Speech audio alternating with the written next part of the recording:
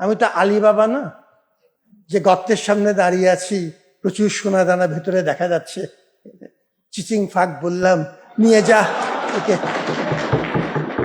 মহসিন হলের জন্য দিয়ে দিলাম 2 টুকরো, ওকে। এটা যেহেতু করতে পারছি না, শুনলাম, অনবরত চেষ্টা করতে রাজি আছি। That commitment is there from my whole team, and because you are showing an enormous amount of diligence and hard work, we will get there. পুরাটুক না হোক, 50 ভাগ করলাম, 60 ভাগ করলাম, 70 ভাগ করলাম, ধীরে ধীরে বাড়লো। 2 মাসের সালতা মামিতেই প্রচুর কাজ দেখা যাচ্ছে, এবং আমরা যদি এই টেম্পোটা ধরে রাখতে পারি তাহলে অনেক রকম সীমাবদ্ধতার মধ্যেও কিছু কিছু কাজ করা সম্ভব।